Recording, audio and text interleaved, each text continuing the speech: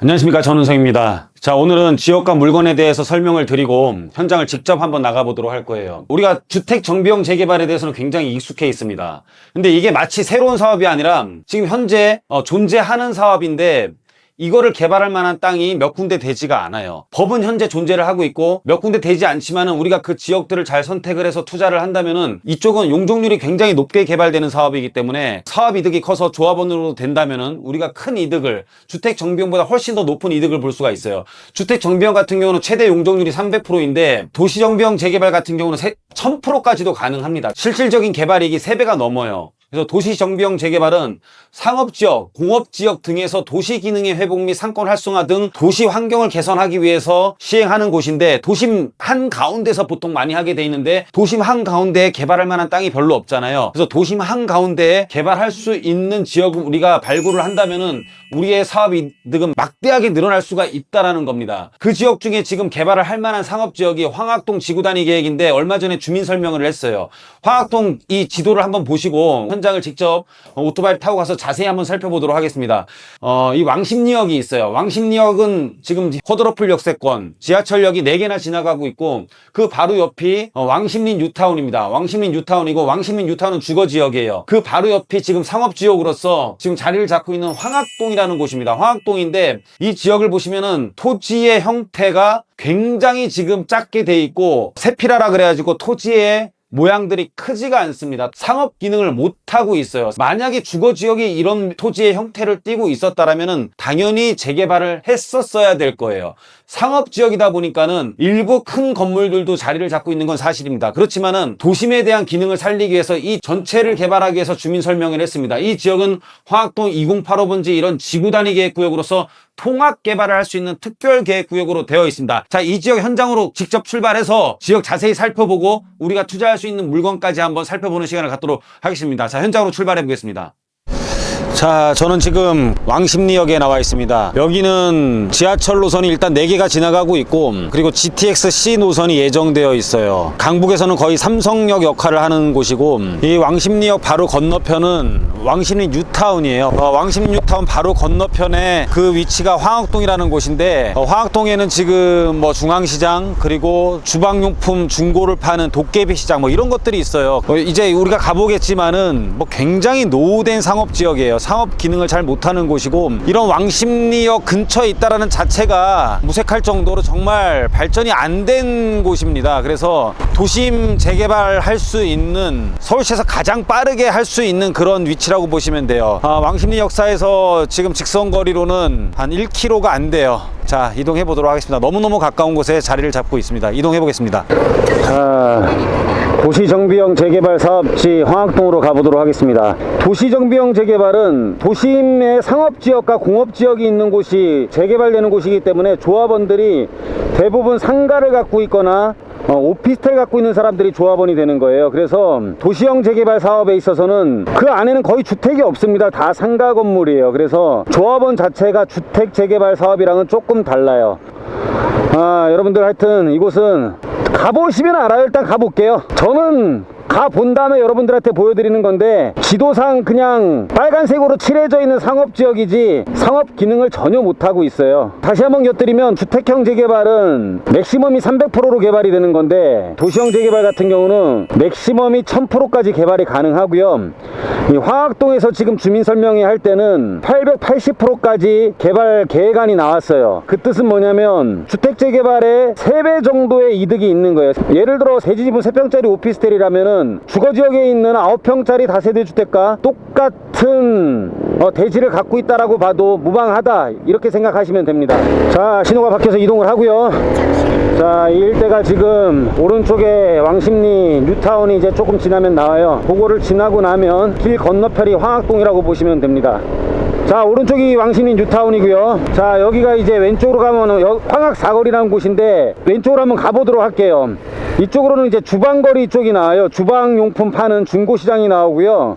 이 한번 내부를 들어가 볼게요. 이 도로변에는 당연히 어디든 간에 큰 건물들이 있기 마련이에요. 그래서 여러분들이 재개발 지역을 간다고 하더라도 그냥 차 타고 씩씩 돌아다녀 보면은 뭐 여기가 재개발돼 막 이런단 말이에요. 한남뉴타운도 마찬가지예요. 한남뉴타운 뭐 우리은행 있던 건물들 이런 거 다 철거됐는데 거기 그쪽에 쭉 그 라인들 예전 건물들 보시면은요 그냥 여기랑 비슷해요. 막 부시기 아까운 건물들이 재개발 지역에 항상 있는 거예요. 그리고 그 안쪽에는 다 되게 노후가 됐죠. 겉에 있는 건물만 보면은 재개발을 못 하는 건데 이 전체를 재개발하기 위해서는 미동의자가 나오든 어쩌든 간에 그냥 4분의 3 동의하면 다 부셔버리는 거예요. 그냥 재개발이라는 건. 재개발은 공익사업에 가까워가지고 동의하든 안 하든 그냥 나머지 사람이 동의하면 다 그냥 부셔버리는 거예요. 그냥 이 안에 한번 들어가 볼까요? 야, 이 벌써부터 이 상업 기능을 못하고 있는 왼쪽 보시면 뭐 상업 기능을 못하고 있는 것 같죠. 이런 곳입니다. 이거는 주택 재개발 지역보다 더해요. 이 일대를 한번 쭉 돌아다녀 볼게요. 여기가 황학동이라는 곳이에요. 이 모든 한 칸 한 칸들은 상업지역이에요. 물론 이런 중간에 큰 오피스텔이 들어온 것도 있지만 대부분이 이렇게 열악하게 되어 있어요. 그래서 이런 데들이 개발될 때는 이 열악한 부분들과 이런 오피스텔이 같이 개발이 돼요. 그러다 보니까 오피스텔 갖고 있는 사람들도 다 조합원이 되는 거예요. 도시형 재개발 같은 경우는 뭐 용적률이 아까 말씀드렸다시피 거의 880%, 900%까지 가까이 나왔기 때문에 그냥 3평 갖고 있으면 9평이고 3평 갖고 있으면은 곱하기 8하면은 24평이잖아요. 그러니까 3평만 갖고 있어도 24평 아파트를 받을 수 있는 충분한 면적이라는 거예요. 용적률로만 보면은. 벌써 냄새가 나죠, 여러분들? 이게 아마 상업지역인데 이렇게 구성이 되어 있어요. 이거는 주거지역에서도 개발될 수 있는 노후도와 건물의 형태들이에요. 이런 것들이 지금 쌓여져 있기 때문에 여기는 개발할 수밖에 없다라는 거예요. 저기 막혔는데 갈 수 있나? 잠시 후 우회전. 어우, 살벌해. 이어서 우회전. 와, 이 뭐야 이게. 와. 자, 개발의 냄새가 여러분들 느껴지십니까? 또 이동해 보도록 하겠습니다.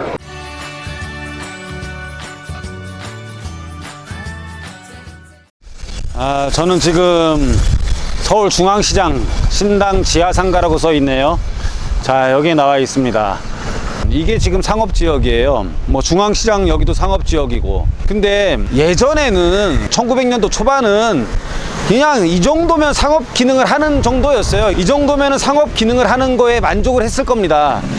그런데 이제 서울로 도심 집중화 현상이 생기고 서울이 이제 과밀화되기 시작을 하잖아요. 상업지역은 법률에 정해져 있는 용적률의 기능을 다 못한다면은 기능을 다 할 수 있게끔 개발을 해야 돼요. 그런데 이 지역은 토지들이 되게 작아요. 한 필지 한 필지가 굉장히 작기 때문에 우리가 건물을 짓기 위해서는 무조건 주차 면적을 확보를 해야 되는데 주차장 면적이 안 나오다 보니까는 높이 지을 수가 없어요. 그래서 지하를 파서 뭐 주차장을 크게 넓게 만들기 위해서는 깊게 계속 지하로 파고 들어가고 차가 들어갈 수 있는 램프를 만들고 이렇게 하기 위해서는 굉장히 넓은 면적이 필요하잖아요. 그렇기 때문에 이렇게 좁은 상업지역 필지들이 모여 있는 곳은 상업 기능을 못해서 이 넓게 만들기 위해서는 당연히 합쳐서 재개발을 할 수밖에 없는 구조를 갖고 있죠. 그 재개발 같은 경우는 여러 사람이 하는 사업인데 당연히 야 니네끼리 이렇게 하면 안 되잖아요. 그러다 보니까는 여기 같은 경우도 지구단위계획 구역으로 지정을 해놓고 강제성을 띠는 거예요.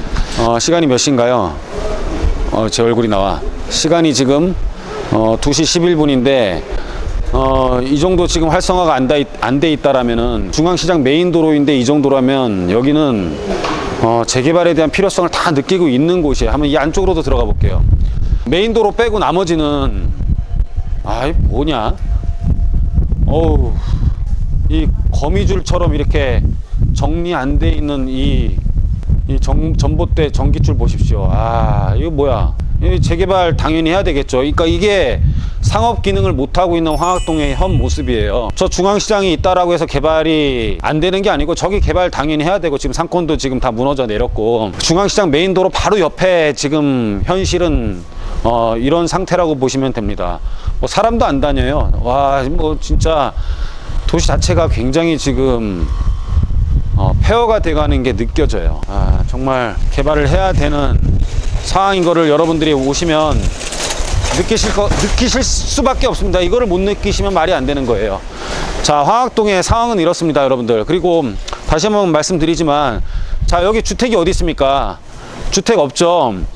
여기에서 주택을 갖고 있어야 조합원이 된다 그런 소리 하면 여기서는 그냥 이상한 사람 취급해요.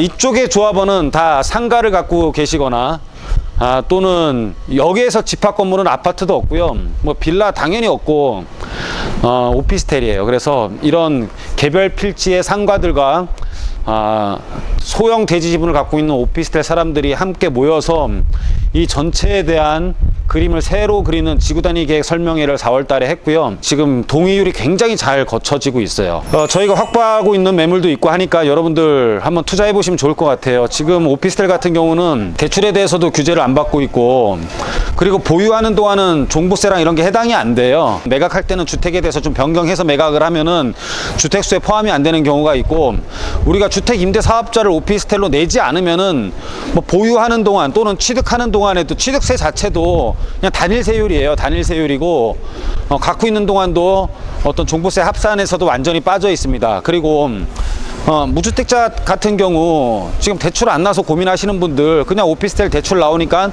여기에 거주하다가 조합원이 되는 것도 하나의 방법이에요. 골목 하나만 더 들어가 볼까요?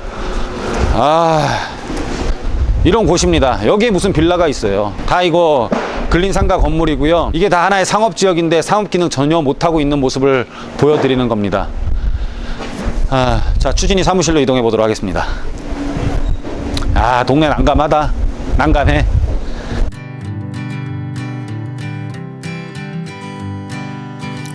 자, 요즘에는 이렇게 개발에 대해서 스타트는 많이 하는데 정말로 제대로 진행하는 곳들이 별로 없어요. 왜냐면 진행되는 동안은 돈을 버는 일이 아니잖아요. 결과가 만들어지는 데는 굉장한 또 시간이 걸리고, 정비구역 지정받고 뭐 조합 설립인가 되고 이런 단계를 거치는 동안 어디서 돈이 안 나와요.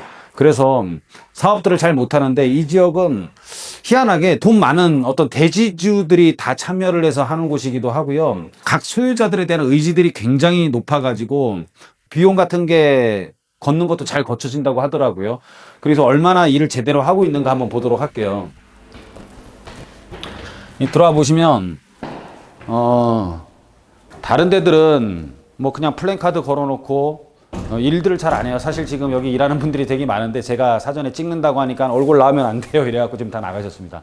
다 나가셨는데, 지금 여기 보시면 뭐 카피해 놓은 것도 통합재개발 청원 동의서이고, 하나하나 지금 다 안내물들을 다 접어가지고 지금 발송하려고 다 준비를 하고 있는 굉장히 체계적으로 일들을 하고 있어요.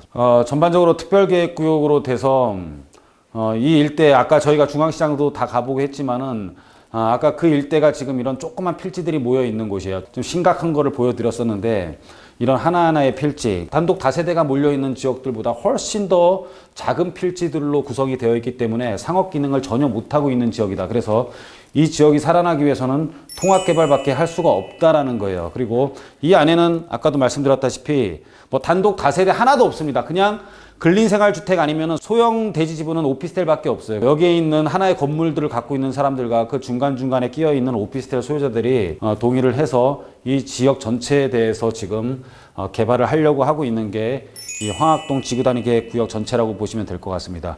일단 동의율 굉장히 좋고요. 이 일대는 가장 큰 장점은 도시재생 사업으로서 도시의 기능을 향상시키기 위해서 상업지역에서 하는 사업이다 보니까는 용적률이 일반 주택 재개발보다 한 3배 이상 높다. 사업성이 그만큼 좋다라는 것을 말씀드리는 거고, 대지지분 한 3평만 갖고 있는다고 하더라도 아파트 24평은 그냥 무혈 입성하지 않을까라고 판단이 듭니다. 일단 조합 사무실에서 조금 더 관계자들과 상의를 하고 대화를 나누는 모습을 좀 찍어 드리고 싶었는데, 갑자기 오다 보니까는 몇몇 이런 일 열심히 해주시는 여자분들만 있는데 좀 창피해 하세요. 그래서 제가 부득이하게 혼자 이렇게 찍게 됐고요. 자, 밖에 나가서 마무리하도록 하겠습니다. 자, 도시정비형 재개발 사업의 핵심 지역, 오늘 황학동에 나왔는데요. 용적률이 진짜 880%로 개발되는 곳, 이 지역에 대지지분 3평 이상을 갖고 있다라면, 3평이면 880%라는 뜻은 건물을 27평을 지을 수 있는 땅을 갖고 있는 거나 마찬가지예요. 그래서 3평의 힘은 굉장히 큽니다. 주거지역으로 따지면은 9평짜리의 대지지분이라고 보셔도 돼요. 곱하기 3이니까는. 그래서 이 지역 한번 살펴봤는데, 중구 자체가 이 재개발에 대한 의지가 굉장히 강해요. 그래서 구청장까지 다 참여를 해가지고 사업 설명회를 하는 모습들을 요즘에 많이 보고 있습니다. 자, 여러분들 이 도시의 변화를 상상을 하면서 한번 이 지역에 나와 보시고 투자하실 분들은 저희한테 연락을 주시면 돼요. 재건축돼서 아파트 되는 상상들은 잘 하시는데 이런 노후주택과 노후 건물들이 개발된다는 것은 상상을 잘 못하시기 때문에 다행스럽게 아직까지 우리가 돈을 벌 수 있는 겁니다. 자, 오늘도 현장에서 답을 찾는 현장이 답이었고요. 화학동 관심 있는 분들 저희한테 연락 주시기 바랍니다. 자, 현장이 답이었습니다.